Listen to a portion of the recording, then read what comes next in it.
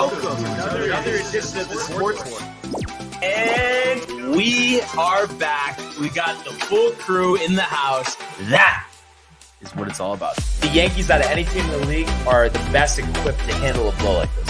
I think there is a higher power at play here. He's due law of averages. That dude is the ultimate scrub. It's trash. Yeah. Every person you have in there is fucking trash. Next game, you're going to see a big performance. You can see it in the end of the game, and I'm just totally stoked and excited for this.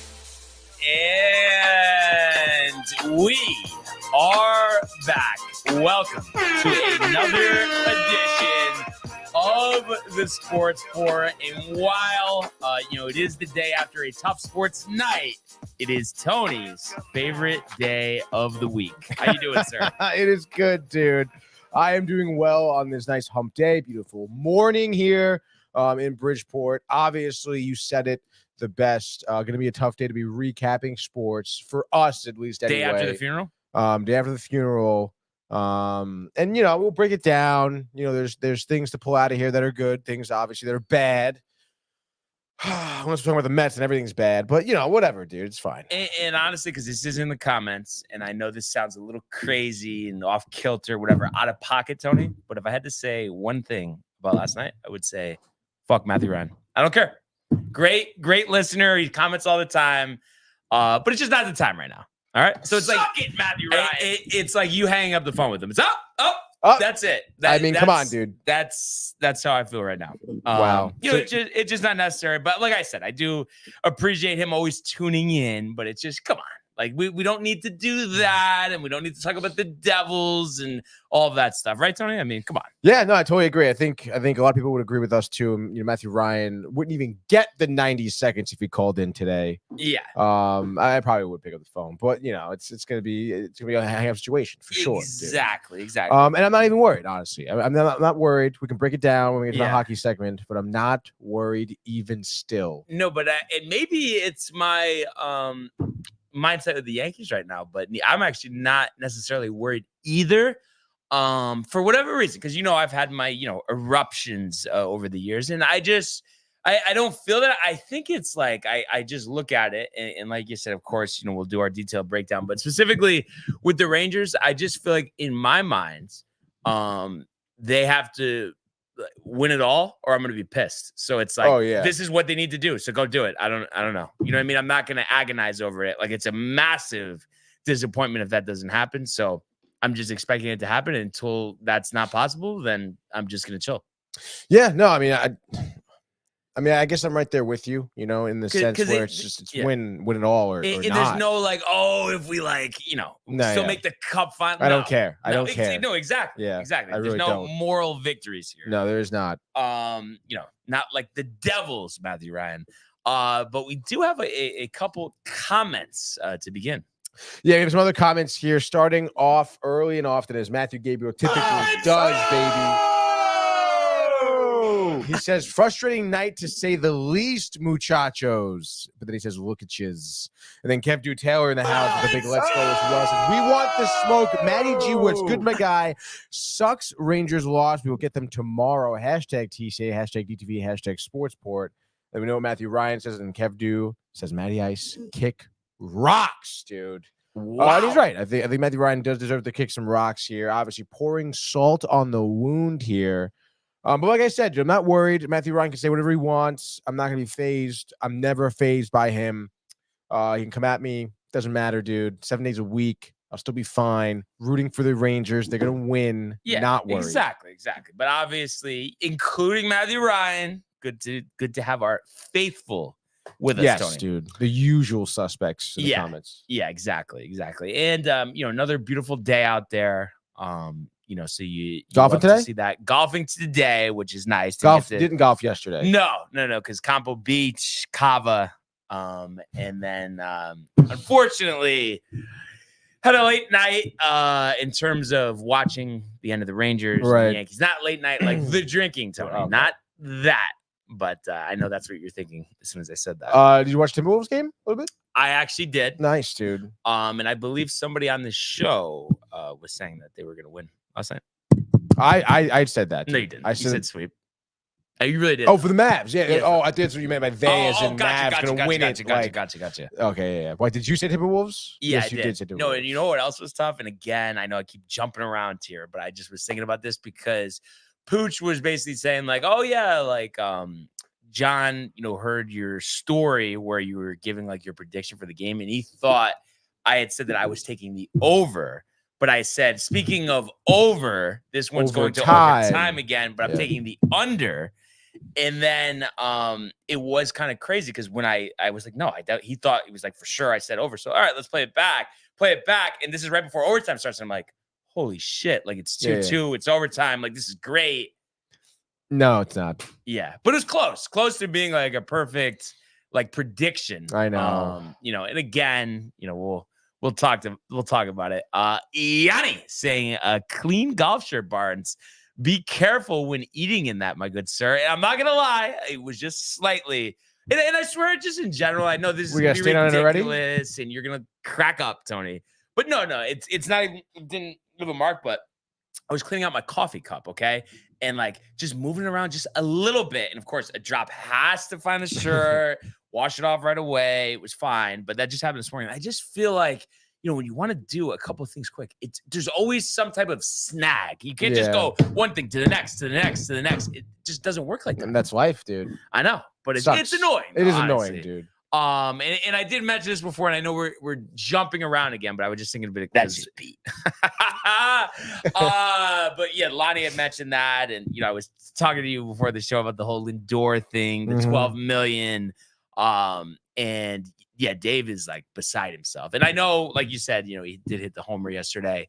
And he was saying, no way, even if you ate the money, made it $12 million a season, because it's 7 years, no one's going to do it. But some caller was saying like, oh, I think it's just the clubhouse. Like, I think another team would do that. I mean, what do you think? I mean, do you think that anybody is paying any amount of money, or at this point it's like someone paying, like, Stanton's contract, for instance? I mean, I think a team would pay him any amount of money. Like, yeah, I mean, I think. But do you think the 12 or no?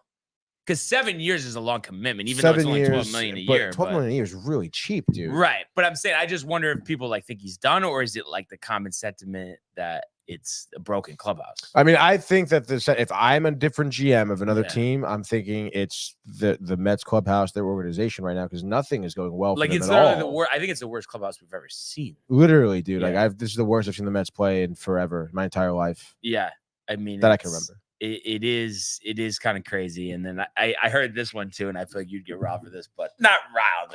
Actually, not at all. Actually, but so I forgot what it was. I think Dave. And I of course got to kick out this, but Dave was like said something to RJ, because he's a Yankee fan, and he's like, "Oh yeah, tough Yankee loss last night." And then right away he goes, "Well, at least we didn't lose 2 games yesterday." Yeah, it just started this whole back and forth. Thought it was kind of funny, whatever. So I do feel like doing some jumping around. So I know we usually start with golf, but we'll do that before the end of the show. We got the Canadian Open. Okay, it just feels like it's necessary to go to the world of the National Hockey League. Here he comes. McDavid shoots, top shelf, he scores! Captain with the overtime winner! That's a nail break, and Cameron. That's a world-class hit right here. Tomsky stepping, rink Washington made the full split save. Are you kidding me? Turn, side of the net, between the legs, and they score! Filthy! David Pastrnak, the silver trophy to the Golden Knights. A bittersweet hockey frenzy it is, Tony. Honestly, it feels the same way as that day. But the not the Yankees. I know, here comes the jokes about that. But the Rangers unfortunately fall 3-2 last night in overtime, third consecutive overtime game of the series. Crazy. And it, the whole thing here, really most of the game, I mean, went the way I think we both expected in terms of the under and the total. A defensive battle. Rangers did strike first, with Vincent Trocheck, his 8th power play goal of the season. Artie Panarin finally doing something. He was assisting on that with Fox. So you felt, okay, I mean, here's 2 guys, we've been kind of calling for to get involved. Unfortunately, like we've seen, I mean, really since that middle of the Carolina series, there's just these spurts where the Rangers offense just dries up and you don't get anything. Nothing the rest of that period, nothing in the second period. And unfortunately for the Rangers in the second period, Sam Bennett has his 4th of the postseason, and then Carter Verhaeghe with his 9th. So that gave Florida a 2-1 advantage there heading into the third. And you felt great because 3.5 minutes in, Alexis Lafreniere, who's been really on fire and really been the catalyst this postseason. I think he leads the team in goals now, right? With 7? He's got to be at least tied. Who would have more though? I think Kreider has 7. Trocheck has 8, right? Oh, okay. So he's second though. He's second. No one has more than 8. I'll tell you that much. So that tied the game at 2. So you just you had a pretty good feeling where it's like, all right, we got 16.5 minutes left this period that we could just put one more goal together, play sound defense. We know Igor's playing out of his mind, but unfortunately. That doesn't happen. Yeah, he is tied with Kreider for second there. You're right. That doesn't happen. And really just a terrible sequence in overtime. I mean, right away, Mika getting beat, Blake Wheeler, the hooking call, setting the Panthers up for a power play. And I mean, hard to think that at that point they were going to be able to skate by. I mean, this Panther power play, just has been so good, and they'd already hit earlier in the game. Reinhart only a minute 12 into overtime, the game winner. So the Rangers lose their first overtime game of the season, 3-2. So just an absolute, backbreaker, I guess you could say. A game again where, Igor keeps you alive, but the offense just not doing enough. And speaking of Igor, 37-40. I mean, what more could you ask for? And, obviously the team should have scored enough in regulation where overtime wouldn't be necessary. And then we're only talking about 2 goals allowed. But the offense, and I get it. Like, the Panthers are a tough task. And yes, you won last game 5-4. But I just think even in a game like that, I just don't, and I just said this before, but it's very frustrating how the offense just tends to dry up. And it just, it reminds me of the way that they played 2 years ago. And I really hope that, after a game like this and game 5 tomorrow at the Garden, that it's just going to be different. And I think it's a lazy take to just say, oh, well, the Panthers are tough, so the Rangers don't look the same on offense. I really do think this started last series. And I really think at this point, after losing a game like this, I know you were lucky to hang around the other ones, you have to have your most complete game of the series tomorrow. I mean, there's just no choice. And like I said, I mean, you may feel differently, but I just feel like there's nothing to point to other than offensively, you got to do better. Yeah, no, I mean, I totally agree. I mean, if you really, it's tough because I do agree with you where this type of play, I guess, where the Rangers are kind of, having those droughts on offense, it did start against Carolina, certainly. And I think, that was evident after, going up 3-0, I guess you could say, those next 2 games, you definitely saw a Hurricanes team that adjusted their type of game to stop the Rangers, and clearly the Panthers saw what the Hurricanes did, emulating that, doing it better. So I'm not going to sit here and say that the Rangers aren't a better team, because I think they are. And I think a lot of what they've done this season can show that they are a better team. I think right now the Panthers are playing better for sure. And I think, looking at this game, looking at this entire series, I guess, I mean, I want to say that the biggest thing that I think why the Rangers aren't able to get any sustained offensive pressure, offensive zone time, it seems like they're always battling to get out of their own end. And when they finally do, they turn over the neutral zone or they have a shot on goal and then they're out. Yeah, there's no decisive shifts where they're just possessing the puck, passing it around, cycling, maintaining, your offensive zone time.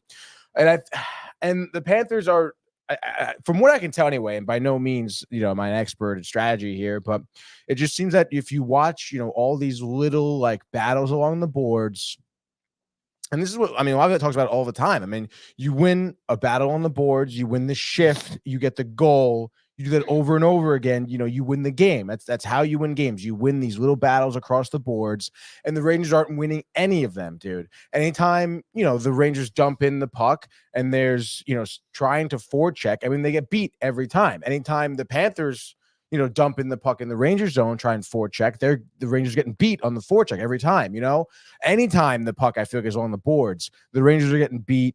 Panthers are retaining possession or gaining possession, and because of that, they just don't have the puck enough, dude. And I know like that's the toughest thing, because that, like I said, that's where games are won. That's where championship teams come from. They're winning these little one-on-one battles. Mm-hmm. And if you want to look at the forwards here, for Florida, those top line for Hagee, Barkov, Reinhart, and then that second line of Tkachuk, Bennett, and Rodriguez, seems to be no answer for them, dude. There really isn't at all. They are 6 people who play the exact same game of hockey, physical, and they do it really well. And I don't know. I know you were saying like the Rangers being the better team. I guess, technically, winning the President's Trophy, no one had a better season. But I really think, though, if we're being fair here, I think it's even. I think the Panthers have the edge on offense, but the Rangers have the edge on defense. And the Panthers defense is pretty good, though, too. It's amazing. But and just like the not doing this, not doing that, it's the same possessions, all of that stuff. Is it lack of effort? Is it lack of mental toughness? At the end of the day, other than they're just not doing it, what do you attribute that is behind it? I just think that the Rangers, for the first time, are really getting beat. I understand the series is 2-2. Yeah. I don't think they've really played a great game. No. At least a complete game. Game 1 was terrible. Game 2, I guess they were lucky to hang in there, right? Yeah, exactly. Every game you're saying that they're hanging in there. Right. They're not playing their game at all. They're letting the Panthers bring their game to the Rangers, So I think that, and I guess really to answer your question, I think that the Rangers are shook, to be honest. Mm-hmm. I think that they've literally, you watch every shift, dude, like Rangers, they're getting hit. Everyone is getting hit so hard, dude. And kind of unrelated, but I don't get, like I was talking to somebody this morning about this. What's the point of bringing Blake Wheeler back? Like, I know, like, whatever, Mika got beat and this, but I just feel like, why? What does he do that you would even want to put him back in this situation? I totally agree. I would love to look at like the depth chart and see who else would be, I guess, available. But putting Blake Wheeler in that fourth line is very odd. I forget, the name escapes me, of that other guy who's like also just as tall as Rempe almost. I feel like he would have been better, but like Blake Wheeler hasn't played since February, and he's like 34 years old. Coming with a leg injury. That's a bonehead move, honestly. It really is. I don't know. It's tough. There's no reason. I know there really isn't. Especially, that hooking penalty was crazy. And so actually, egregious. The manager at ABC this morning, he was saying, "I don't understand why you do that. Igor is your best player in this series. Just let him defend the shot." Honestly, dude, like this isn't soccer. Okay. You don't just go diving at someone to grab the penalty to live to die another day. You don't do that. Like I probably would have, dude. I probably would have let Igor take it. And yes, was it really his fault? I guess at the end of the day that he was out of position. No. Because that pass for Mika was just terrible. But would I have started him? I don't know, man. I really don't. It's tough because he did make some good plays. He made some great defensive plays. We've gotten on that fourth line. Get him out of here. I know, it's just a weird move, and I would imagine Hedl has got to be not healthy enough to play. Because if he was, I'm sure he would have been on. Anybody, literally anybody, Tony. Just because he didn't have a good season. So I know. It was just so weird to bring him on the fourth line. I don't know why Laviolette did that. I understand that, there was obviously an injury in Jimmy Vesey, but it's tough, dude. And again, looking at this, Kakko looks like he's absolutely lost out there, to be honest. Mm-hmm. I was watching him play. I think he had, he such a shitty blown call at the end there when he got tripped up, by the way. I don't know if you remember that. Literally third period, when there's like a minute to go. Oh, yes. No, they should have called that. Yeah, they should have called that. It was a tripping. But wasn't that on the heels? And I think it was Kreider, and I thought Mika might even had a shot too. But right before that, didn't they have a couple shots that were like, they're Kreider right and there? Mika, literally right there, dude. It's right there. can't. No, literally, I think Kreider had a phenomenal cross-ice pass to Mika and just went wide of the net. Like, just went wide. Yeah. And I'm just like, you know what I mean? I'm watching, just waiting for McDonough to like erupt and then to have to hear it on the other side. And I saw a lot of people on Twitter, and I hadn't heard this before, and I don't know. I don't even pay attention to like hockey broadcasters other than Sam Rosen. But everyone's saying like he's been anti-Ranger like his whole career. I mean, do you notice anything with the way he calls the game? I mean, I don't know his whole career, but I feel like last night, definitely, dude. There was like some snappy, side-handed comments. Even Michael was like, what the hell is that? What did he, do you remember it all? Or it was just something the way he said. It was definitely going into overtime too, and he just made it sound like, oh, like I can't wait to watch the Panthers like put one in with all of his pressure they've been having. It's basically what it sounded like. Wow, that is actually pretty strong. Yeah. So at the end of the day, you got to wonder how the Rangers are still in this one. Yeah, it's like, all right, dude. Yep. No, and they actually were talking about that on the like, I guess intermission report, and they were saying like they were basically alluding to like it's all Igor, like otherwise they would be getting killed. And Rick even said like with Steve Valiquette, he has some analytic firm, and I guess he was saying if he's going to look at it today, but if he had to guess, the expected goals from the Panthers last night would have been 7. Really? But it's because Igor is just like playing out of his mind. He really is like playing off his rocker right now. So at least you have that going, and you would expect to, you know, some of the big guns to get going. And I know, yes, it doesn't matter. Playoffs, you just want to score, you just want to win. And that's what it is. But I have to say, Tony, I know you're gonna kind of get tight when I say this, but like when I was like this morning when I was getting up and like in the shower, I'm just thinking to myself, boy, like does this go back to like what I said about having, you know, a guy on your team that is like a top 5 player and is just killer? Like, can you actually win with, because I mean, do they even have a top 15 player on the team? In the league? Like offensively. I mean, Panarin definitely is. But this postseason, he's terrible. Oh, yeah. I'm saying in the postseason. Yeah. I mean, again, I would imagine 8 goals for Trocheck has got to be up there. You're probably looking at a another player that maybe has like 10 or 12. I just feel like even with Panarin, I just feel like this year was a special year. I don't know. It just, to me, it just seems like they're kind of like, and listen, this isn't to say that they can't get the job done. I expect them to get the job done. But to me, it feels like a pattern that you don't have one guy that each series, you know, he's getting his 5, 6 goals like in that series. It's so inconsistent. Yeah. And I just feel like that's got to change. Yeah, it does. I mean, and speaking of that guy, I mean, you know, the Panthers have Verhaeghe, dude. You know, he has, I think, 3 goals in this series. We mentioned 9 or 8 total for the playoffs. Do the Rangers have that guy? I mean, it's hard to. They're dormant right now. I mean, they could have, again. You know, you've seen Washington, even Carolina, between Mika and Trocheck and Kreider having that hat trick, you know, against Carolina, and then Panarin in the first series. I mean, they have those guys. But it can't be just one game and then it's done for 10. Right now, like they're not humming. Dude. I'm telling you, they are a shook team. I'm like looking at their opportunities. It looks like the Rangers are nervous, to be honest, dude, because they know that they don't have a lot of time. They're getting hit on a lot, dude. Like that is it's wearing on the team. It really is. When every 2 seconds, like, I mean, this Panthers team they don't like sugarcoat it, dude. They finish all their checks, and everyone on this team does it, dude. Everyone. They have one game plan. They move as a unit, and they hit hard, okay? And there's never, like, they don't stop, dude. Look at them. Their shifts are quick.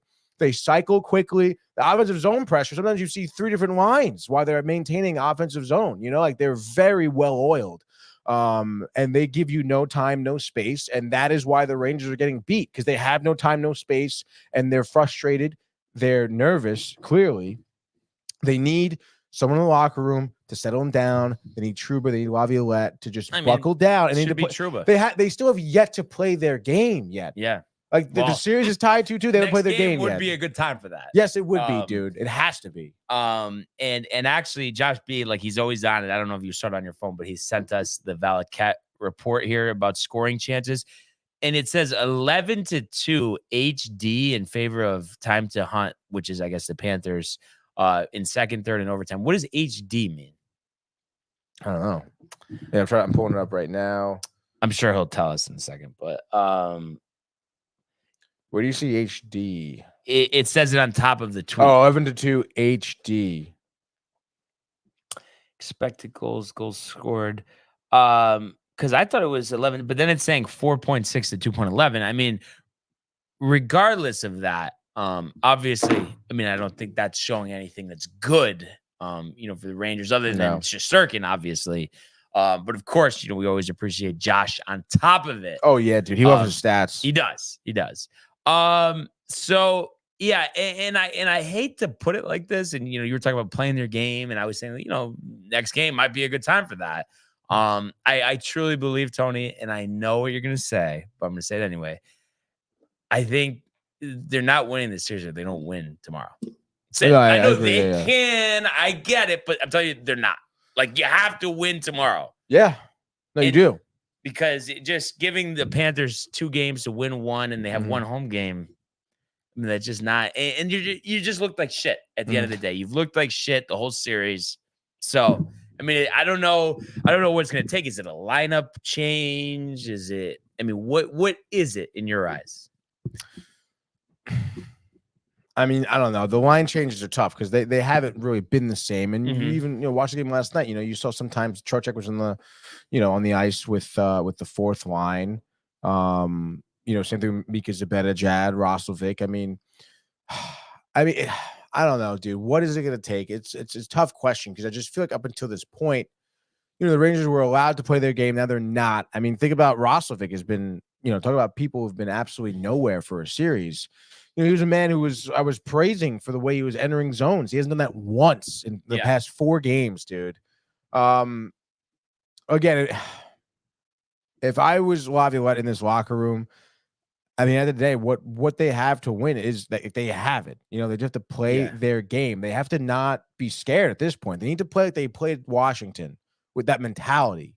And I understand it's an advanced, different team, but you still have to be out there. I feel like they're out there thinking that Washington's better than them. Oh, you mean that Florida's better than them. Yeah. And they can't do that, dude, because they're playing very scared. Like I said, I forget what I want to say second period. Trocheck ended up having the puck in front of the net. It was literally 1-on-1, him and Bobrovsky, and he's just kind of standing there, dude. He kind of takes the puck to his backhand, forehand. Before you know it, there's like 2 Panthers end up playing defense on him, and it's like you got to react better than that. A series ago, you would have, know. So again, I think they're too much in their heads, dude. I think at this point it's a mental game, and they got to pull themselves up out of this, dude. And being truth, with God as your witness, Tony, confidence level for tomorrow, honestly, 100%. Swear to God, dude.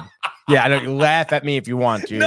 100%, no, Brian. But I'm saying I think that it would be fair to be like, yeah, I think they're gonna win, but my confidence level is like a 7 out of 10. Like 10 out of 10. 70% is still pretty good. Oh, I know, but I'm saying 100%. I mean, I wish I felt like that. And HD equals high danger, so that makes sense. Which we did feel like, so. It's a tough spot. It can be done. It will be done, and it needs to be done, Tony. So we'll have to, see what, of course, happens tomorrow. But before we get into, the game tonight, we have about 50 comments. There's so many comments. If you want to get to those.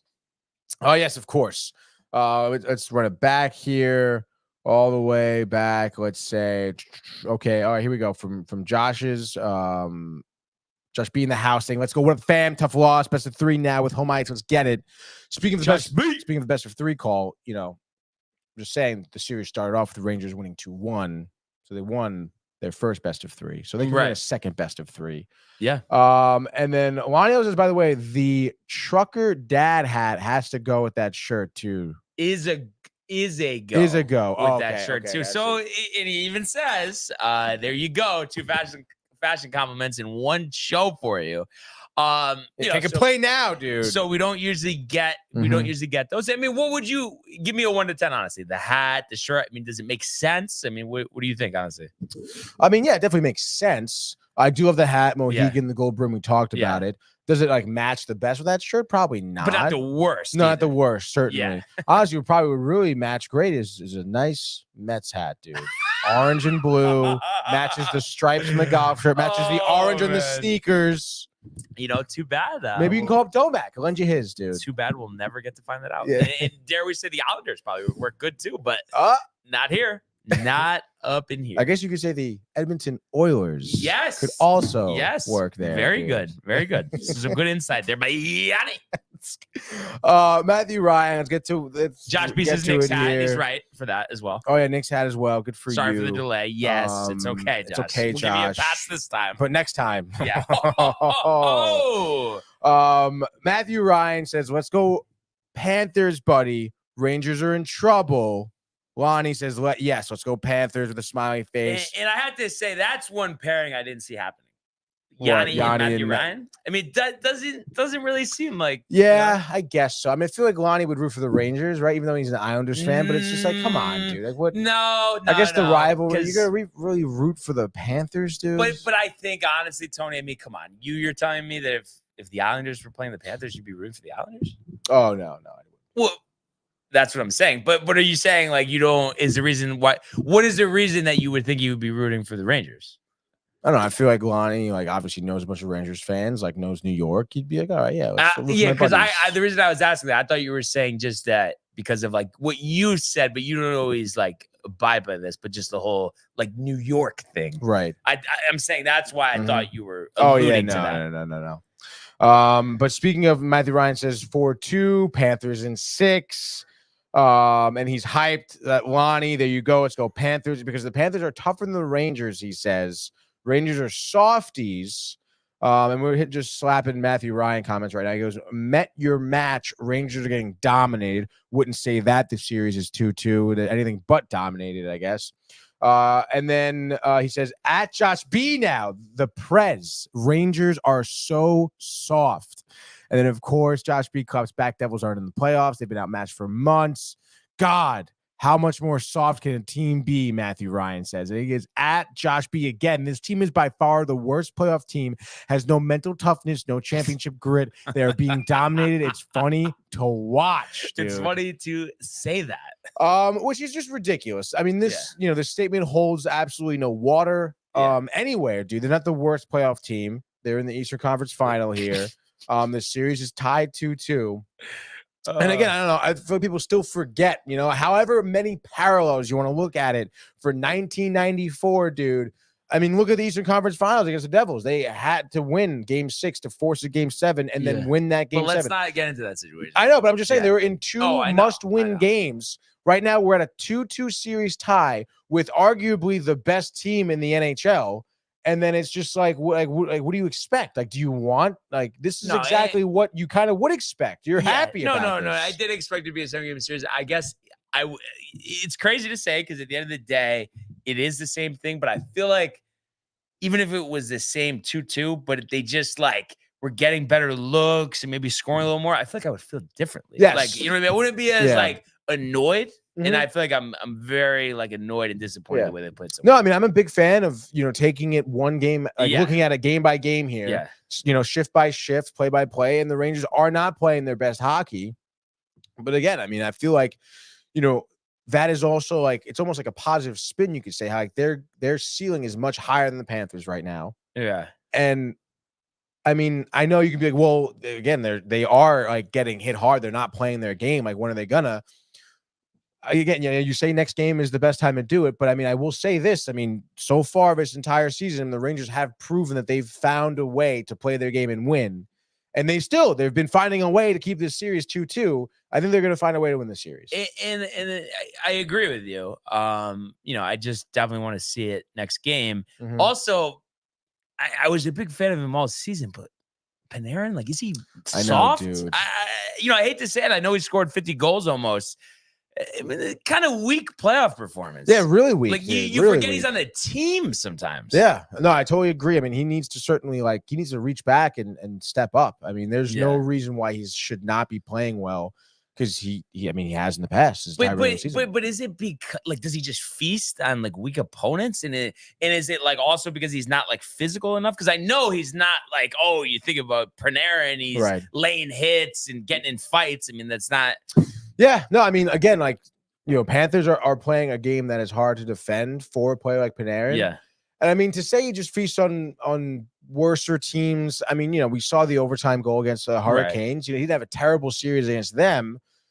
But to be totally quiet here against Florida in 4 games, I mean, that's not a great look at all. He's got to figure it out. Yeah. Like, that's one of the guys that needs to step up. No, and I just, this is why I really want to change the narrative, because it reminds me to a couple of years ago, Kreider has 50 goals, and then like in that series, against the Lightning, kind of disappeared, and I think didn't really follow up the postseason with the way that the regular season went, and it just kind of feels like so far, history is repeating itself. So I just hope, that changes. And I know it needs to change next game. And also too, it's like, what, like, can we get 2 in the first? Like, can we just do that? Like, I think it's always like clawing for one fucking goal. Yeah. Like, no, I totally agree, dude. So,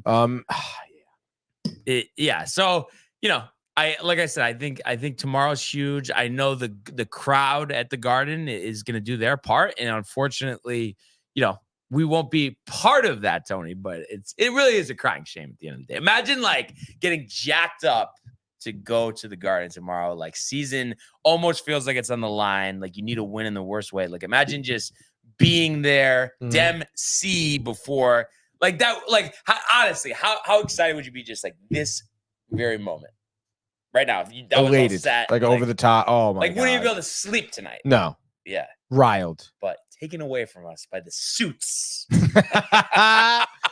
Oh my gosh! Do you think Michael Bucca has been hitting the hashish? Has to be, dude. Because he's coming in here right away. Southern California, the beaches, the palm trees, the food, the beer, the women, dude. This is business right now, Michael. Yeah, really. Like, we can go to SoCal to celebrate something, but we're not going right now. Okay? No, not celebrating anything. We'll be going after we're celebrating the parade in New York, dude. Yes, okay? dude. Yes. And did we miss anything else here? Or? I mean, there's a ton of nonsense from Matthew Ryan, and the Panthers are the Rangers' daddies, dude, which is ridiculous. He's stating facts, okay? Panthers, by the end of the series, they're gonna win. And then of course Josh B doesn't take no shit, dude. Yeah. He's saying that they need to play 60 minutes, not 20, just like the Devils, right, Matthew?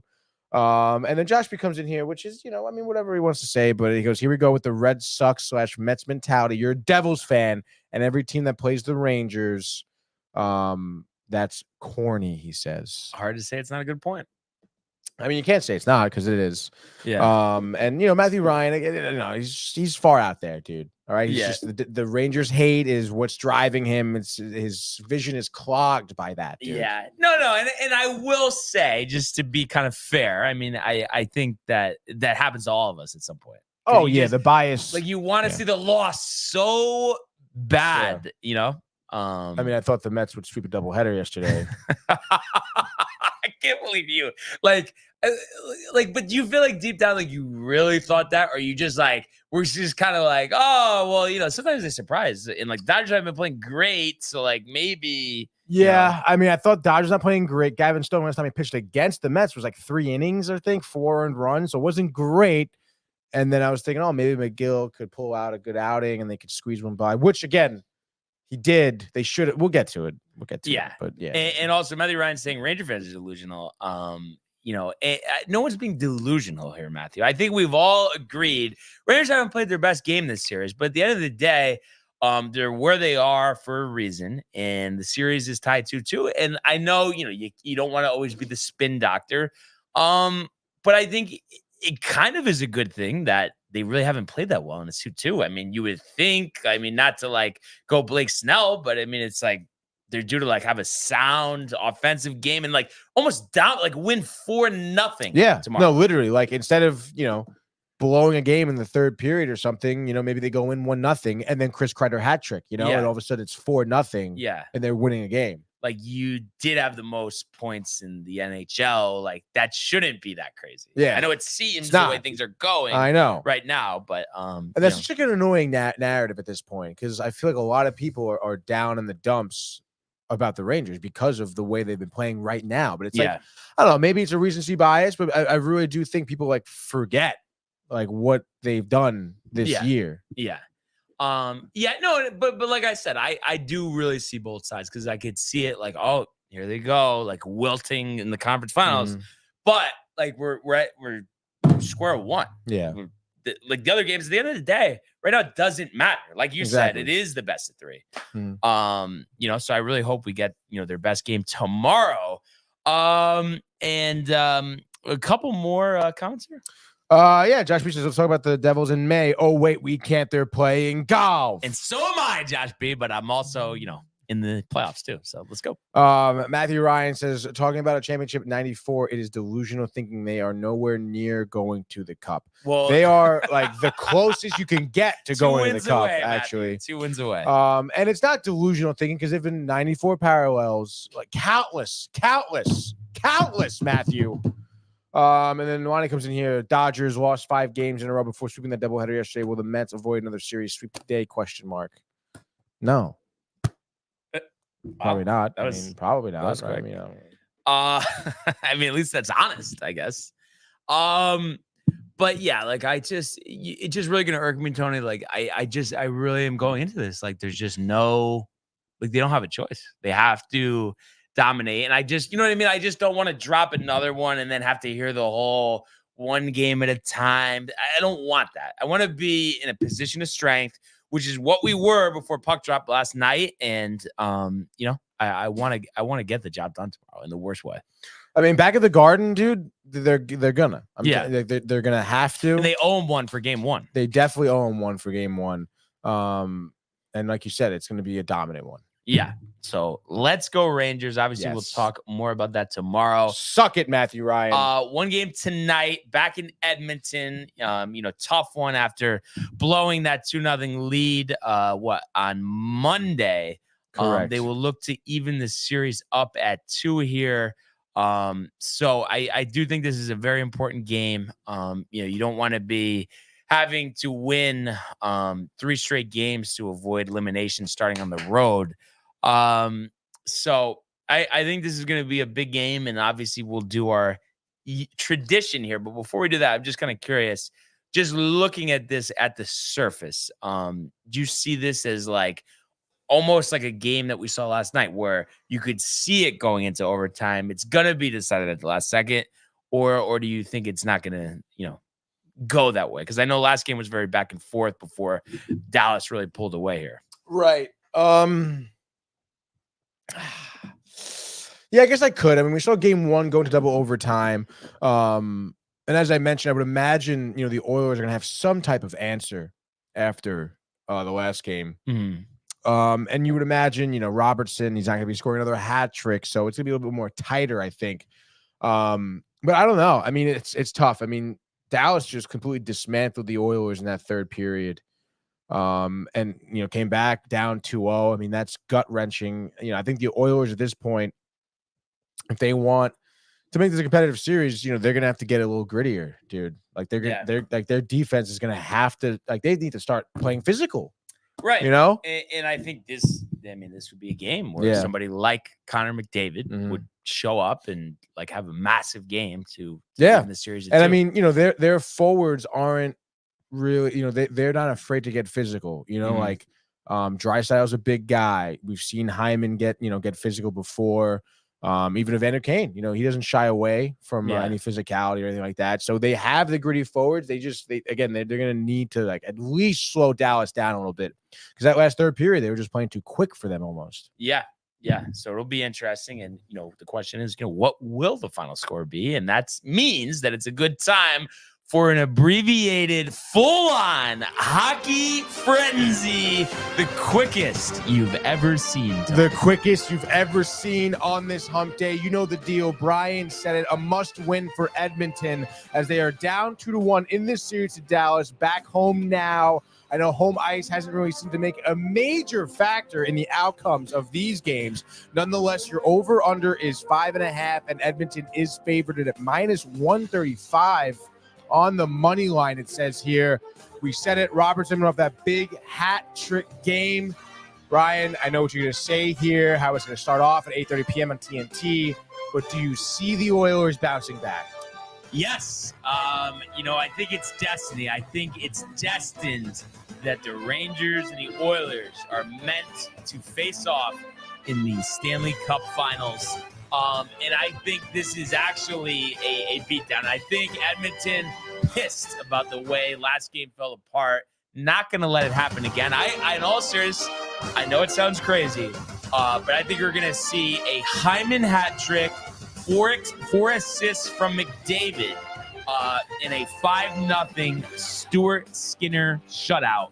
So it's the Oilers, it's the under, and we're going back to Dallas at 2 apiece. I love that, dude. Good call there. Good call for you. I'm gonna go. It's a good call for you. I mean, talking about like a fake commentary. I mean, you want the Oilers to win. It's a good call for you, dude. It's not a good call for me because I want the Stars to win. I'm gonna say Stars are gonna go up 3-1 here, lurking towards that gentleman's sweep. I'm gonna say it's gonna go under. To be honest, I know there's a lot of scoring by the Stars. And the only game to go over, to be honest, was the last game with the hat trick. Jason Robertson doubling his goal tally total for the postseason at 6 now. But obviously, Roope Hintz was a huge factor coming in for the assists on those goals, coming back from injury. I say he nails it on the score sheet here. I say Ottinger, I don't know, maybe 37 saves of 38 shot attempts here. Dallas goes on to win this game 3-1 goals. 2 goals by Hintz, 1 by Sagan. Let's fucking go, dude. And just like that is your hockey frenzy. So we'll see if the Oilers can draw even tonight.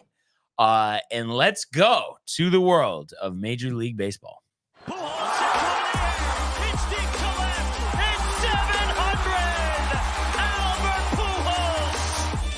What a play! Stop it! Yep. And Alonso cracks one. The Mets win the ball game. Out of sight. And it works at 100 miles an hour. 14 strikeout. Drove deep to left field. There it goes. See ya. All right. So tough night on the ice, tough night on the diamond. Starting with the Yankees here, 4-3, they go down to the Angels in Anaheim here. A game that they led late, and unfortunately, a couple miscues playing a big role in the eventual result in this one. Nestor Cortez drew the start against Griffin Canning. Both pitchers pitched relatively well. I think the Yankees had some opportunities to break through against Canning. They didn't. Nestor, though, navigated through trouble. 5 1/3, 5 hits, 2 runs, no walks, 4 strikeouts, and 1 home run allowed to Kevin Pillar in the first inning there. Format great. But Canning with, the 9 hits, 3 runs. 9 hits off the starting pitcher.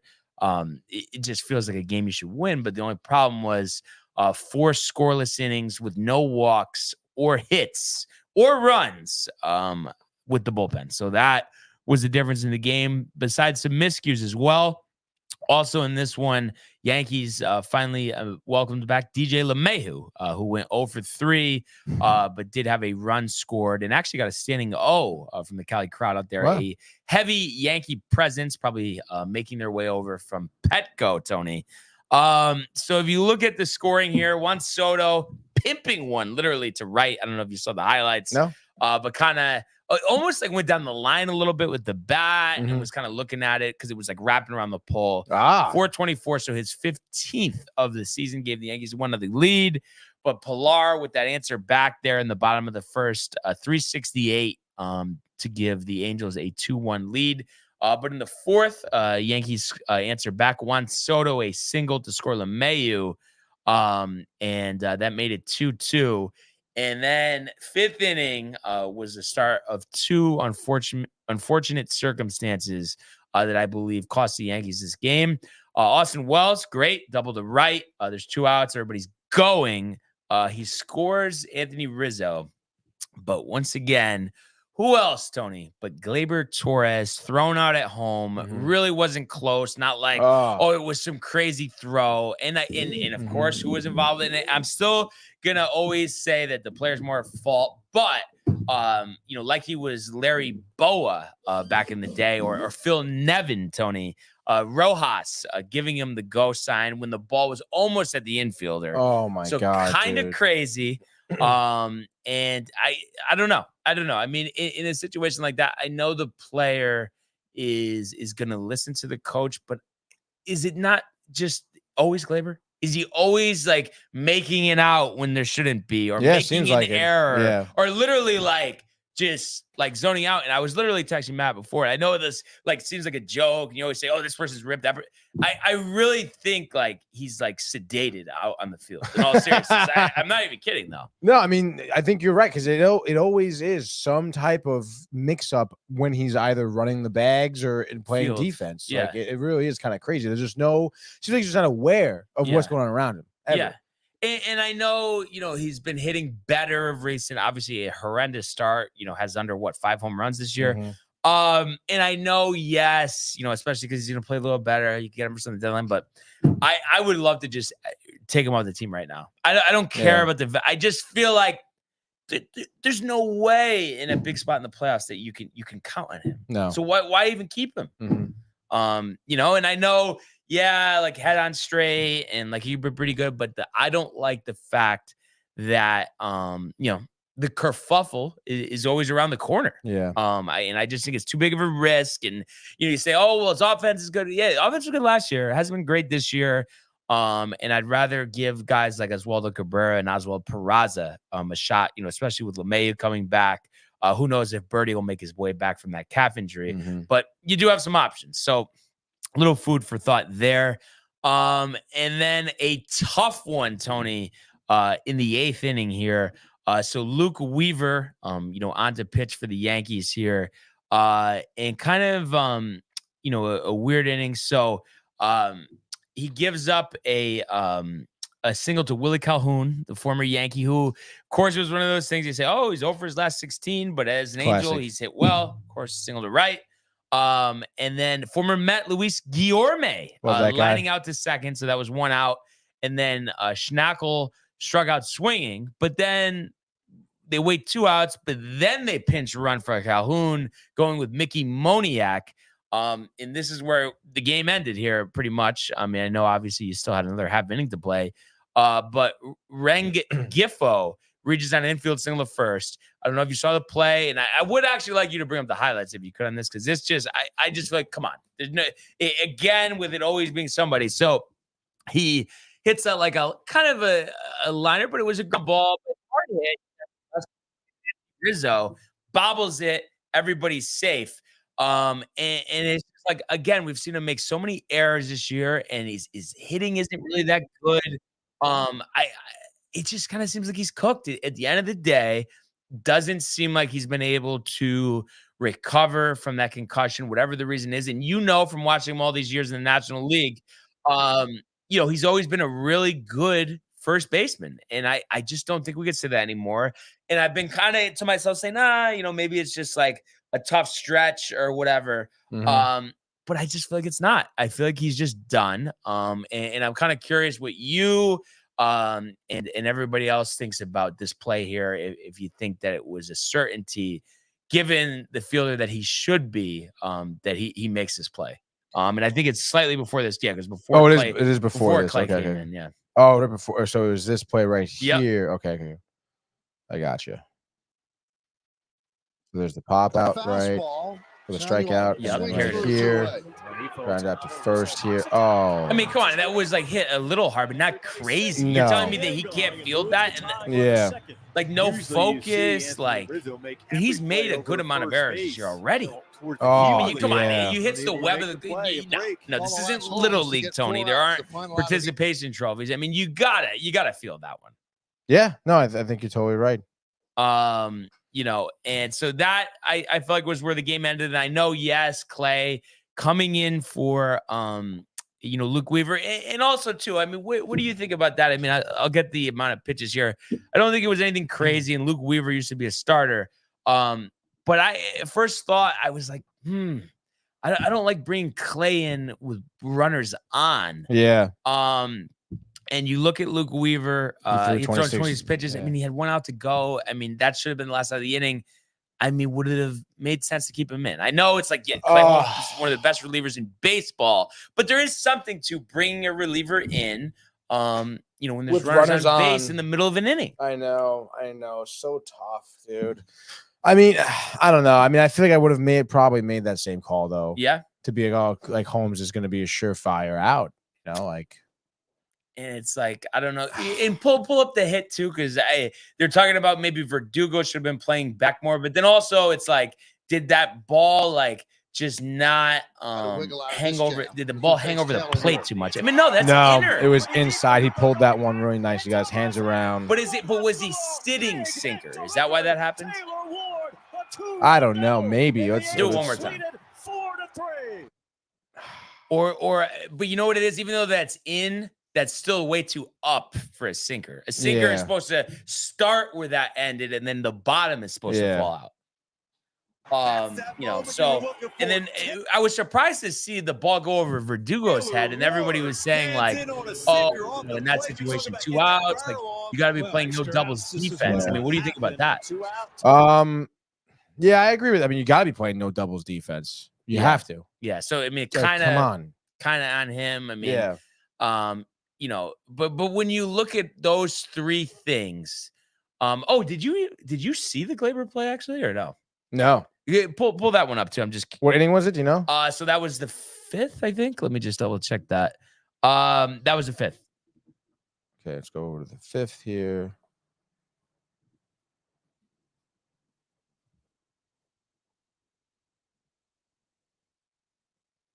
Where are we? Top of the 5th. This is Stanton up. Yeah, it's the last out of the inning. My goodness. Yeah. Swinging He away. actually reaches on that. Yeah. That's kind of crazy that he did. I mean, what a horrific swing. That's so funny. We said the last out of the inning. A check swing on a four-seamer. That's great. He gets check on. Swing. Well, I got on. Look at that, dude. What's he doing on the bases? bases? Goes to second, and Austin Wells wow, nice hit by Austin Wells. Deep to right, off the wall. Played very well by the right fielder. Rizzo looks like he's trotting home. Glaber out by a mile. I don't know if they're going to show like an angle of when he was set. I really hope so. They should. If not, this is a bad highlight. Oh, no. Wow, dude. They were not going to show. I mean, it's like, look, there's the ball. The ball's at second base right now, getting thrown in. Yeah, like, I mean, it wouldn't be crazy for him to readjust and go back there. No, I know. I really would, and he probably would have been safe. Obviously, he had just waved him. He just waved him in. What's the But I mean, at the end of the day, who's that more on? I mean, your third base coach. Yeah. He's the one telling you to go home. You got to listen to him. And I mean, obviously, I know you're not giving Luis Rojas any passes. I don't think so, dude. But I don't know. And I have to question too, was he running that one out? Like, or do you think he was kind of like not going at full speed like before that? I mean, Rizzo obviously not. It looks like he is, dude. He's turning this corner. He's got some good strides. It looks like good. Oh no, God. It looks like right here is when he kind of stops because he's looking now. Now he's looking. But I still think even if he wasn't looking, he's still out. Yeah, he's still out. But go back to the point where Rojas sends him again. So you see him right here. Okay. That's the wave. He's giving the wave. Okay, and then did they show? And then this is where it so cuts. He already had started the wave there. Yeah, he had started the wave when Rizzo was in front of him. So he was waving him before he was at third base. And then there's another wave, and then he's like, "Oh fuck." Throw. Here's the play. He's out for the final out. And I feel like I don't know. I guess maybe I don't know. I feel like if Torres maybe didn't look though and slid and like either slid or tried to run into the catcher, like he should have ran into the catcher at that point. Would you not? You can't run into the catcher. But he's in the front of the baseline. Can you not? If he's in front of the baseline like that? Yeah, I actually don't know I still don't think you could like run him over. Really? No. Because like that's why that used to happen all the time, and you don't see it anymore. Right. So yeah, kind of tough, it is tough there. for sure. But what I was gonna ask you, when you look at all those things that went wrong, what do you think was like the biggest culprit as to why, the game got away? I guess it's your mistakes in the field at that point, like Rizzo. that's Rizzo, exactly. That's the out, dude. And That is the out. Clay maybe throws 10 pitches and retires the side in the bottom of the ninth. It happens. Yeah. That's definitely what happens. And I know I saw Michael Butka comment, saying Yankees are going to be fine. Yes, Michael, I know that, but it was just annoying. That's it. I'm not concerned about anything. But Gleyber and Rizzo, I would say it's not so much concern as it is like, can we just get him out of here, honestly? And like, would they not be better off? And I know he's kind of went into a slump after a hot start, but going LeMahieu at first and Cabrera at third. Yeah, I guess so. I mean, if Rizzo's really doing that bad right now, and then get Peraza at second, that would be nice. That would be nice. I know Rizzo with the field errors. Because if he's the hitting is going to go down, but then he's not going to be a good fielder. Then why is he on the team? How do you defend him? Exactly. If he wants to take over, the third base coach job from Rojas, that'd be great. Honestly, I know he's a great guy, but if you're making errors like that, it's just ridiculous. Yeah, you can't be doing that, dude. It sounded like Matthew. Speaking of which, Matthew Gabriel says, Bonds, throw the ball. Throw the ball? Throw the ball? Were you nervous, honestly? A little bit, dude. That was kind of crazy. Haven't done that in a while. He says that's what happens when you're a rat bastard. I'm assuming he's talking about Rojas. Yeah. Lost the my Mets. pencil, dude. And then Jay Bird says Brian looking tan, dude. Jason, thank you. Jason. And it's nice that the burn has settled down and now we're getting a little tan. The burn was a little tough. See that. Burn was a little tough. And then Matthew Gabriel says, no, Barnes, I think you should bug out about it. Think about it for days. Rojas is a third base coach. Sucks ass. And then Jay Bird says, oh, Matt, Brian needs a darkness retreat.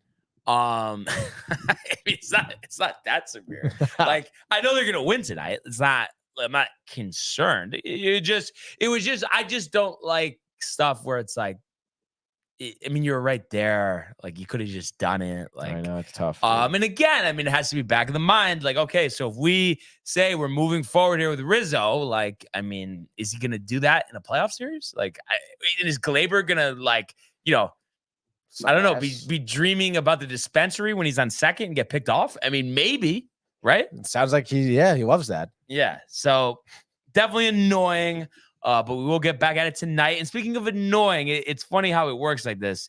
Love the West Coast games on the weekend, but during the week, it really does suck. Because it's like late starts. know me, I just I have a Yankee addiction. Like, even though I know, like, I'm going to be real tired, still gonna probably end up staying up for the whole game. Especially last night, it's a one-run game. As soon as they give up that run, then I went to bed though, because I'm just like, no, I know how this works. This is not it's just because of how it happened is why I figured that they weren't gonna rally in the bottom of the ninth.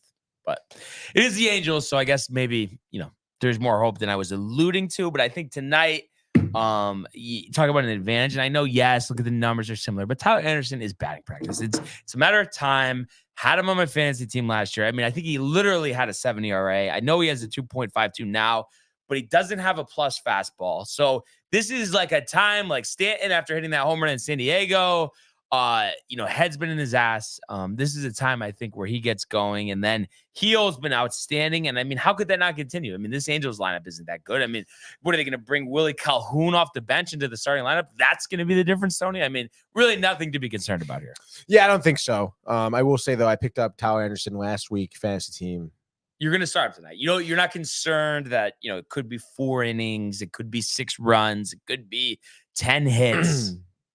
Kind of due. A little bit. He is due, although he's been pitching really well. But he literally throws like 89. I know, it's kind of crazy. Yeah. I am going to start him, though. I need pitchers. I got my fantasy team is in shambles right now, dude. What place are you in?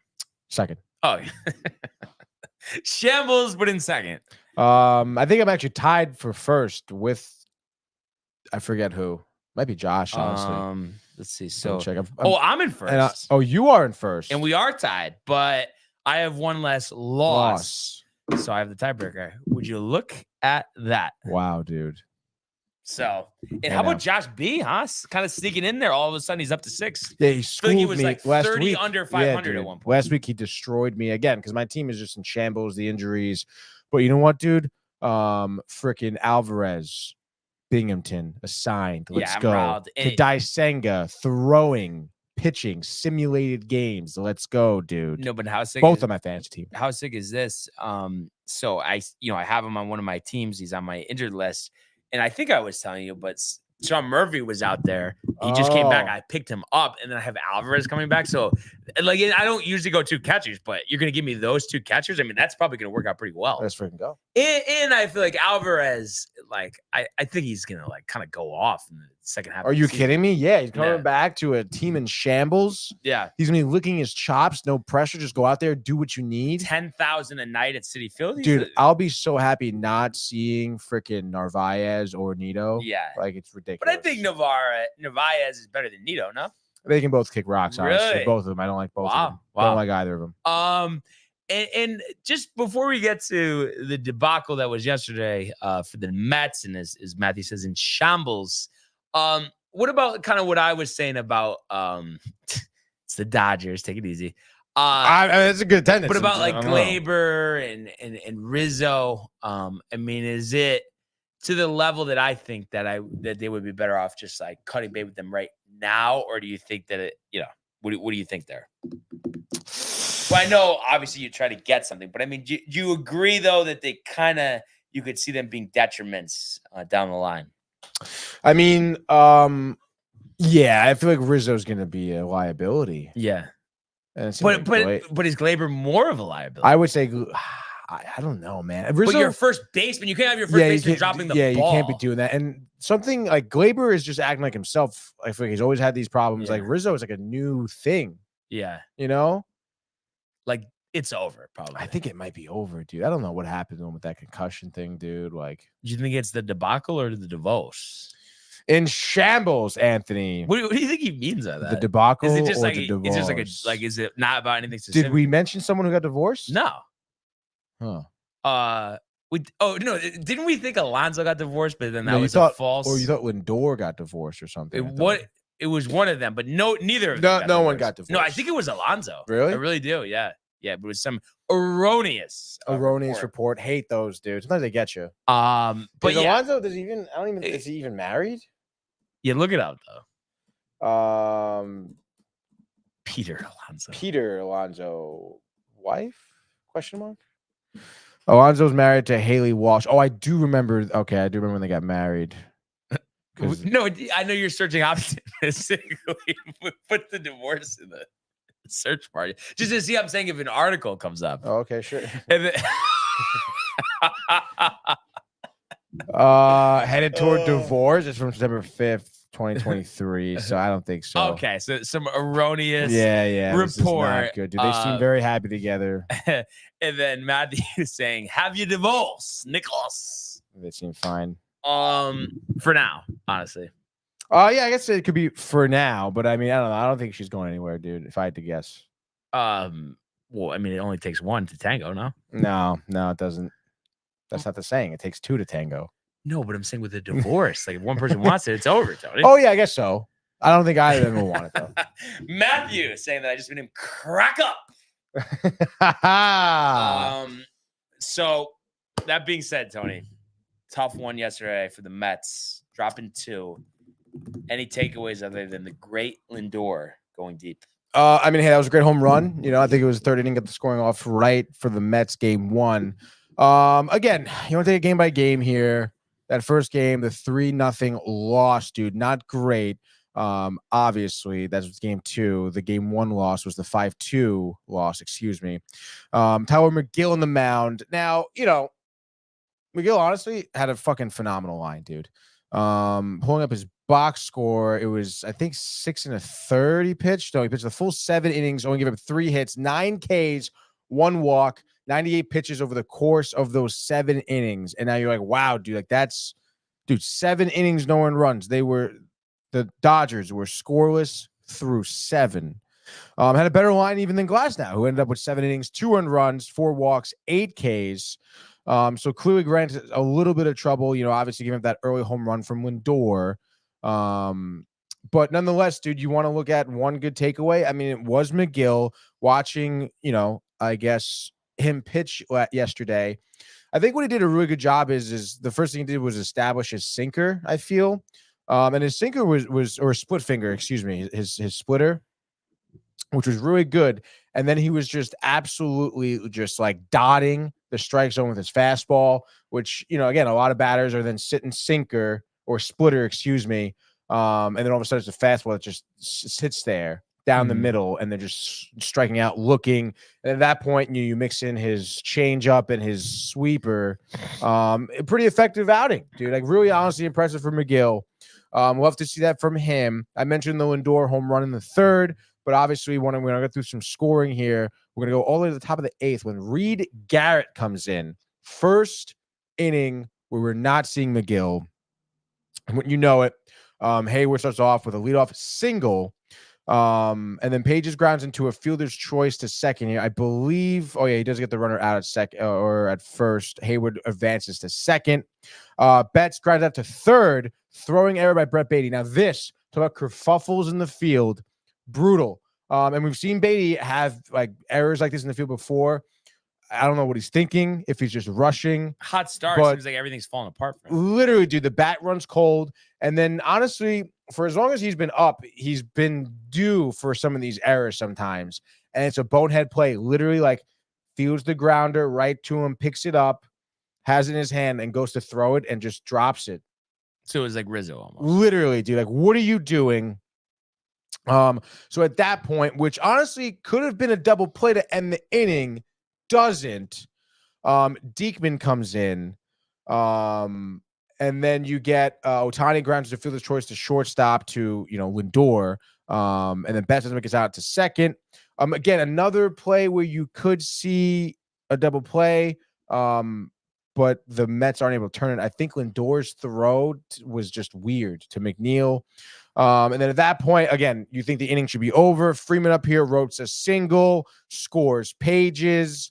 Thankfully, though, Diekman dials it in, strikes out Smith there on a 3-pitch at bat to end the inning. Diekman hyped because he did get out of that inning. But still, it's tough that, they limited the deficit to 1 now. Let's now go to the top of the ninth where we saw Adam Ottavino enter the game. And what here, a little bit of a theme here with the bullpen, a leadoff single by Teoscar Hernandez. And then just like that, you have back-to-back singles because Gavin Lux singles brings Hernandez all the way to third. And then this is where a little bit of a fielding kerfuffle by Ottavino happens. We have Taylor on the at the plate here. Does bunt it, and it is a horrible bunt, Brian. Literally the worst. It's a pop out, dude. Ahead of the pitcher's mound. Again, I don't think it was not the most, I guess, athletic person, but he's running towards it. Literally, like it touches the webbing, bobbles out. Everybody's safe.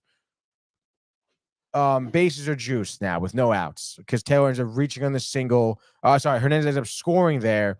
Lux to second. You have runner on first and second. As Hernandez scored on that play. Brutal, dude. Brutal. I mean, Ottavino could have dove. He could have caught it because it hit his glove. It just bobbles out. And then, Nito was sitting there at home plate getting ready for the toss to get the man out at home. But obviously the toss never happened. Dodgers tie it up late in the ninth, dude. Hayward then strikes out. Pages grounds out to double play. Finally, they can turn the double play. Ninth inning over. Now let's go bottom of the ninth. Mets are up. They do nothing. Alonso leadoff single. Nimmo strikes out. Martinez singles. Alonso's on second. Bader gets walked. Bases loaded. No 1 out. Excuse me. Back-to-back pop-ups. Taylor pops up. McNeil pops up. McNeil throws the bat. Frustrated. Helmet. Inning over. They walk away. Leave runners stranded on all the bases. Top of the 10th comes along, dude. And when you know it, we have Jorge Lopez, who I know has a good ERA. I think it's like around a 3. But I'm sorry. I feel like every time I see this guy in a high leverage, high pressure situation, positively blows it, dude. Yeah. And I know it's tough with the runner on second and whatever. But right away, dude, Mookie Betts singles to center. Pages scores already just like that. Literally. First at bat. Dodgers are up now 3-2. Strikes out Ohtani. When you know it, Freddie Freeman gives up a home run there. 2-run, makes it 5-2. First pitch, four-seamer on the barrel of Freeman's bat, dude. But it's the other way around. Never starts out like that. Never does. It's always 1, 2, and 3. Ends up getting out of the inning, but obviously damage is done. 5-2, bottom 10, 3 up, 3 down. Lindor strikes out swinging. Game over. This guy, Trinan, older, I think a veteran guy. Yeah, Blake Trinan. Trinan, yeah. He was on the A's as an all-star, actually. I remember him being on the Red Sox, maybe. I could be wrong. Might have been. But literally, strikes out Lindor, shushes the crowd. Wow. Yeah. Wow. Game over. And then you're like, wow, dude, like, God, I'm so happy we can win that's the second game. Maybe we can go to the second game. And Quintana comes in, dude. Sorry. Quintana starts here, and you're thinking, all right, Quintana. Stone didn't pitch well against us the last time to get some offense going. He goes 7 innings, gives only 3 hits, dude. 7 Ks. Whitey Ford, dude. I mean, pretty good starts though by Quintana and McGill. Literally, right? you give up 2 great starts because you're terrible. So it's freaking go. And again, like Jose here even gives up a Will Smith home run, who just, I think, like bats like 500 against lefties this season, by the way. They were saying some ridiculous stat for him against lefties. So, of course, solo shot, 1-0 early on, but settles down that you would think. Second inning, infield single, Pages reaches on, and then Rojas double to center. This double, not even Quintana's fault, dude. The classic. Been seeing this all year. Talking about just like releasing someone. Harrison Bader, dude. This ball, Brian, Pages hits fucking loud, bro. Okay. It's a hard hit ball. Yeah. They cut to the outfield. Bader is at least 2 steps in. Like at least it took like he ran in 2 steps. way over his head. Oh my God, dude. Like, That's what terrible. are we doing, That's dude? terrible. Like, literally been seeing this every game from Bader. So obviously that double, scores Pages there. They go up 2-0, the Dodgers early. But like I said, Quintana did settle down after that. First inning home run. Does give up another one to Vargas in the top of the 6th. First pitch sinker, which was over the middle. Vargas took it yard for his first home run in a while. And that was the only scoring for the rest of the game. He shoots. He scores, baby. But of course, I mentioned Stone just literally fooling Mets batters And Stone sucks. left and right. And Stone does suck. And the bullpen came in only for 2 innings, clean. And the Mets got nothing going, dude. They got 3 hits total. And those 3 hits came off of Stone. You had Vezina pitched 2 perfect innings, basically. He had 2 innings, 1 walk, 3 Ks, no hits. And it was just brutal. And you only really struck out. I guess struck out 10 times as a team, which I guess is really tough. I mean, 3 for 30. I mean, that says it all right there. Yeah. Not good at all, dude. It just wasn't great. You had no offense. You wasted 2 solid starts. And you really do wonder now, coming into today, if you do avoid the sweep. Doesn't really look like it. Obviously, complete total shambles here for the Mets. What? Oh, is it just a getaway game? Is that what it's at 4? Yeah. And the only reason the other one was at 4 is just double header. Yeah, postponed. So, All right, Memorial Day on Monday. Yeah, I was just trying to think of the scheduling time wise why it was like iffy, that. Yeah. but it is what it is. I mean, Mets need an absolute prayer now, because you're 10 games under. What do you think about Matthew Ryan wanting to accept the fact that the Mets are a joke, and he says the Mets suck? I mean, the Mets are sucking. It's hard to argue against that. Wow. But, First time I feel like you've ever agreed with Matthew Ryan. I mean, listen. I'm not gonna call. it is what it is right now. Matthew Ryan wants to be happy about it. He can be happy about it. Bader does suck. Bader does suck, and dude. Stone is stoned. Wants to help him out because he pitched really well. And it is obviously, it's tough. Certainly, he says Edwin Diaz is hot garbage, even though he didn't even play yesterday. If you want to continue, Matthew, with your lazy takes and shooting the dead horse, kicking a man while he's down, if that's the type of person you are inside, that's fine, Matthew. But yeah, I'm going to sit here. I'm going to tell you that the Mets are obviously in trouble. He says, get rid of him. Hope and a prayer. Get rid of Edwin Diaz. I wouldn't get rid of Diaz of at this him. point. I mean, it wouldn't make any sense to get rid of him.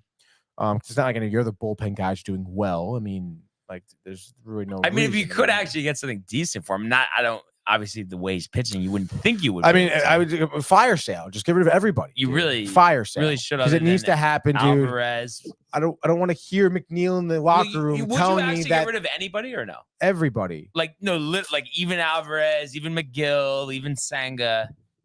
I wouldn't get rid of Alvarez. Like the only one. Everybody else. Senga, honestly, and maybe it's just because I don't know, man. But I have a hard time thinking Senga's going to come back and be A, 100% healthy, and B, like dominant. Yeah. Like I don't What's think. the timeline? I mean, there was a setback. There was a setback because he was supposed to make like a rehab simulated game. Yeah. Didn't. He's just tossing the ball. He's throwing right now. Yeah. So throwing is like what, a month out at least? Like I mean, and then we all could see him not even pitching at all. I know, like honestly, dude. So I again, like I'm not sure the timeline, but like in that timetable, if you're just tossing, playing catch, I mean, that doesn't really seem like you're close. No. Normally the last thing you do is, a rehab assignment, a simulated game. We haven't gotten there yet. Yeah. So it's going to be tough. It's going to be a while, dude. So again, I mean, and he's on my fantasy team. I kind of want to just drop him for my fantasy team, to be honest. Are you tight with injury spots? I'm tight with injury spots. Yeah, I have quite a few injuries I could do. I could use the spot there, and I could also use the help by picking up free agents. I need more pitchers for sure. I need more infielders. It's brutal, dude. It's just not. But you're in first place, though, at least. I know, but it's just like you're the Rangers. And like, yeah, the series is tied 2-2, but we haven't been playing well. Yeah. No, I got like one of those. But the question is, I mean, do the Yankees win today? Do the Mets win today? I guess you're going to have to find out in an abbreviated, full-on baseball frenzy. And yes, Tony, a bittersweet frenzy it is today. That's right, Brian. So bittersweet. I'm going to let you have the same one. You tossed it up. Do the Yankees have what it takes to bounce back here? LA plus 160 over-under is, I don't know what it is, probably 7.5 if I had to guess right now. It is 8.5. So it's one of those things, Tony. I mean, normally a 2-game losing streak, you're getting a little restless. But fortunately, before that started, you were 20 over 500, so you're still at 18 over. You're still fine, and you're going to be more than fine tonight. Anderson is due. I know you won't listen, Tony, but I definitely would bench him for this start tonight. I think the Yankees offense early, often, I mean, only 5 runs the last 2 games after going, 17 the previous 3. So I think early and often, Stanton literally first inning, hitting a grand slam, propelling the Yankees here. I think he'll dominate double-digit strikeouts. Give him 12 over 6. Give me the Yankees 10 and the Angels 2. So it's the Yankees and it's the over. Absolutely love that pick for you, Brian. Yankees in the over. Tyler Anderson. I'm still starting him. He's going to get popped, so I can't wait. This is almost Blake Snell-like. If he does get popped, he's getting dropped. That's for sure, dude. Speaking of popped and dropped here, David Peterson getting his first start of the year, first appearance. I thought like opening day. I thought I saw him. I thought he had an appearance this year, but I guess not, dude. No. Last appearance, September 28th against Miami. Game you were thinking of. 7 innings, no earned runs, 8 Ks. Can he follow it up? Can he do what? Can he have what it takes to follow it up? I say yes, dude. James Paxton also pitching here for the Dodgers. Has pitched well this year. 3.49 ERA. He's 5-0. He's given up 7 home runs, 49 innings pitched, 42 hits, only 28 Ks. I understand the 35-year-old has been around, but I don't know, man. Recently, Cincinnati, he's given up 8 earned runs in his past 2 starts, both against Cincinnati. I say the Mets are due. The offense, Francisco Lindor hits his 9th home run of the season today. First time back-to-back games. Average home runs. 215. Absolutely. Alonso, another dinger. Martinez, another dinger. Wasn't too many games ago we saw 3 separate Mets have dingers in the game. So it's freaking go. Mark Vientos plays, starts at third base. I'd start him at third base right now. Fuck Brett Beatty right now. Give me the Mets and the over. Peterson, 6 innings, 2 earned runs. Certainly a quality start. Paxton, 5 innings, 5 earned runs. Dodgers lose this game. Mets win 7-2. To be Mets and the over, Brian. Matthew Ryan eating his tears. No tears for the Pirates in Game 2 of their doubleheader at Comerica Park. Paul Skeens, everybody's talking about the girlfriend, the 103-mile-an-hour fastball. Don't think that bodes well for a mediocre Tigers team. I think he strikes out 16 Tigers over 7 innings, picking up his second win of his career. I think you're going to see Brian Reynolds hit a first-inning 3-run homer, 3-0 Pirates. It's the Pirates, and it's the under in Game 2. Is the girlfriend there? Oh, yeah. Oh, yeah, dude. Next game here. Back in my day. I think I'm gonna go. Christopher Sanchez, I guess, is all right. I don't know if I want to touch the Phillies, to be honest. Orioles, Red Sox, Corbin Burns. Orioles are due. Let's go to Camden Yachts, baby, in Baltimore, Maryland, as the Red Sox are headed to Baltimore. Almost leaving, actually, as this is going to be the third and final game of this 3-game set. It is tied at 1-1, Brian, as the Red Sox are in Baltimore here. The Orioles are going to be starting Corbin Burns, 4-2 in the year, 2.6 ERA. Look at his last start. A little bit into some trouble here with Chicago. 6 innings, 3 earned runs, which for him is bad. But hey, man, I say he gets easily 6 innings here at home against the Red Sox. 11 Ks, fanning players like Rafaela, Devers, and O'Neill, who are at top of the charts for the Red Sox. Carter Crawford probably pitches pretty well, too, 2.89 ERA. But I want a late home run by, I guess, Rutschman. Why not? Maybe Ryan Mountcastle with a late ding or two, boosting my fantasy team points as well. Baltimore goes on to win this game. I'll say, 4-2. So it's going to be the Orioles and the under here. Third game, final game. Yu Darvish making his first start since he gave up 4 home runs to the New York Yankees last Friday. ERA ballooning from under 2 to over 3. But a perfect scenario. The mediocre Marlins, 19-37. Padres going for the sweep, getting the sweep. Darvish, I'm going to say complete game shutout. I really think last game was due to a hot Yankee offense, and Darvish has pitched well and really has been in the lead for the Cy Young all season. This Padres offense, though, seems like it, in situations like this, they'll score 10. They don't. They score 3, which is what I think they do, and I think they just scored 3 yesterday after scoring 2 the game before. Doesn't matter. Padres win 3-0. Padres and the under. Great pick there. Love that, Padres. Yu Darvish, dude. I think for our next game, we're going to go to shitty Target Field in Minneapolis, Minnesota, as the Royals are taking on the Minnesota Twins here. This is going to be the third game in a 4-game set. The Twins have won the first 2, but wait a minute here. I'm going Royals tonight. That's right, at 7:40 p.m. Seth Lugo.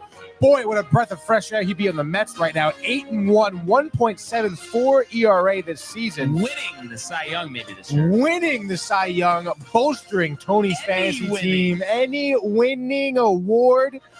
Kansas City here, over under 7.5. They're plus 110 on the money line. The Dogs on the road, baby. Let's freaking go. Seth Lugo. I mean, Minnesota, no offense. Give me Seth Lugo 8.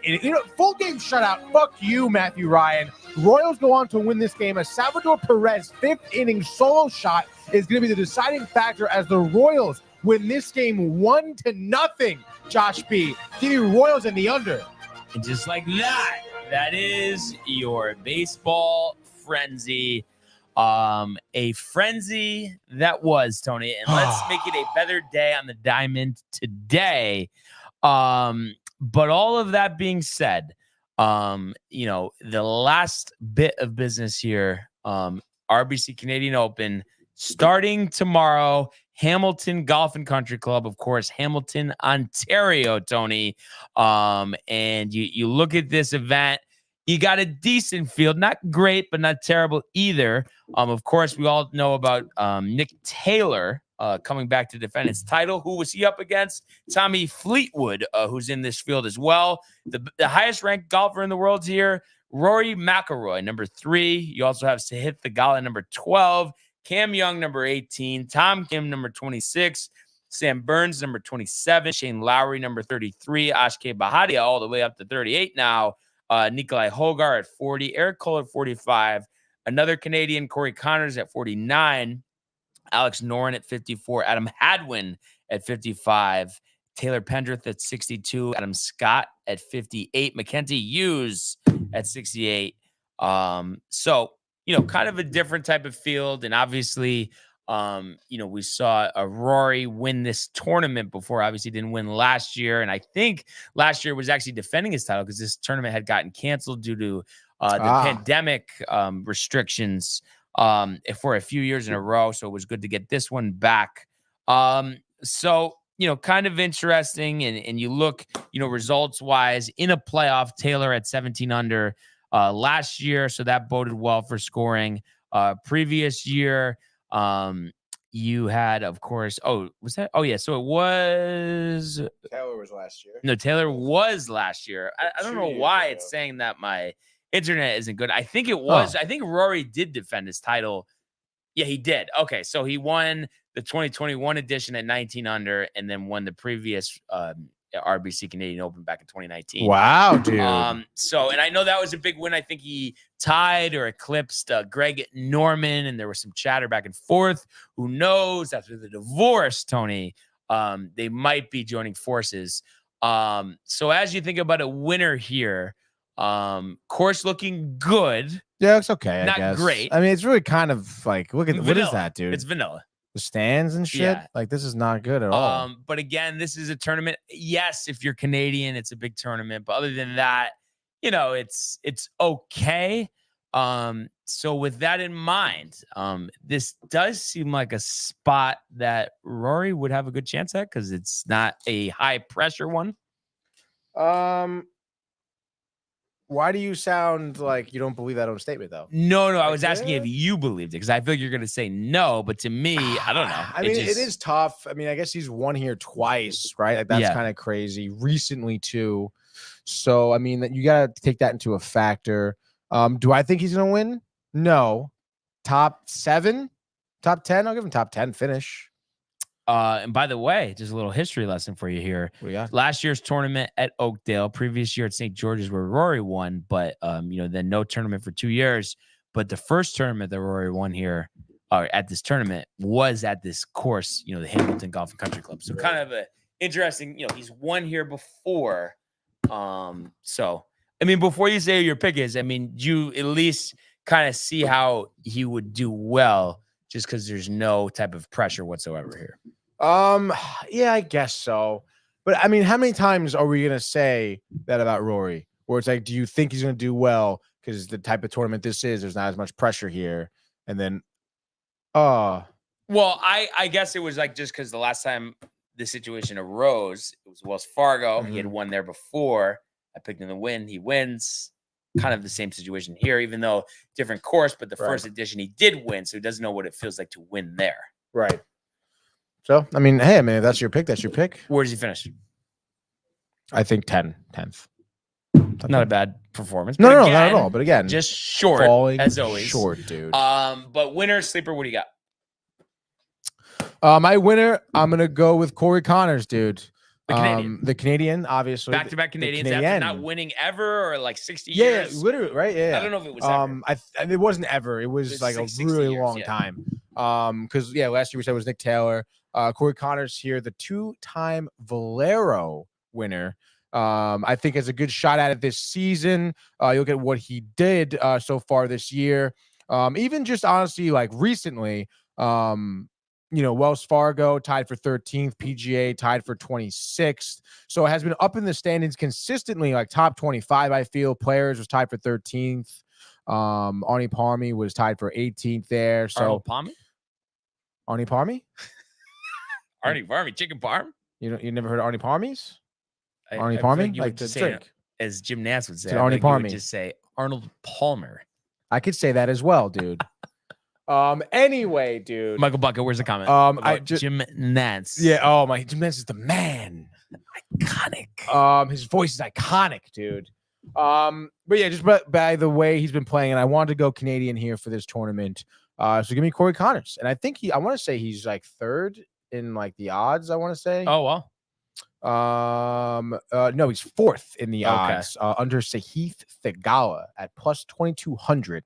And then the sleeper, I guess I didn't really pick a sleeper, huh? I mean, I do like the Hogard brothers. But I don't know about Nikolai. Oh gosh, it's so tough. Sam Ryder, no, thank you. David Lipsky.